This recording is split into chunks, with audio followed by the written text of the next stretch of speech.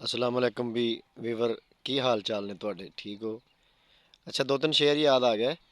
ਤੇ ਇੱਥੇ ਸਰ ਦਾ ਬੂਟਾ ਵੀ ਤੁਹਾਨੂੰ ਨਜ਼ਰ ਆ ਰਿਹਾ ਹੋਣਾ। ਇਹਦੇ ਰਿਲੇਟਡ ਵੀ ਇੱਕ ਸ਼ੇਰ ਹੈ, ਤੇ ਮੈਂ ਕਿਹਾ ਦੋਸਤਾਂ ਦੀ ਖਿਦਮਤ 'ਚ ਪੇਸ਼ ਕਰੀਏ। ਨਾਲੇ ਸਰ ਦਾ ਬੂਟਾ ਜਿਹੜਾ ਹੈ, ਕਾਫੀ ਸਾਰੇ ਦੋਸਤਾਂ ਨੂੰ ਨਹੀਂ ਪਤਾ ਹੋਣਾ ਇਹਦਾ।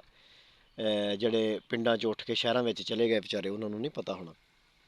ਐਸੀ ਮੱਛਰੀ ਦਿਲ ਦੀ ਪੀੜ ਪੁਰਾਣੀ ਰਾਤ, ਐਸੀ ਮੱਛਰੀ ਦਿਲ ਦੀ ਪੀੜ ਪੁਰਾਣੀ ਰਾਤ, ਦੁੱਖ ਦੇ ਨੈਣਾ ਨਾਲ ਵੀ ਬਹਿ ਕੇ ਛਾਣੀ ਰਾਤ, ਸ਼ੱਕ ਦੇ ਚੋਰ ਭਖਾਇਆ ਇਹਨਾਂ ਵੀਰਾਂ ਨੂੰ, ਵੰਡ ਕੇ ਸੁੱਤੇ ਘੜਿਆਂ ਦਾ ਵੀ ਪਾਣੀ ਰਾਤ।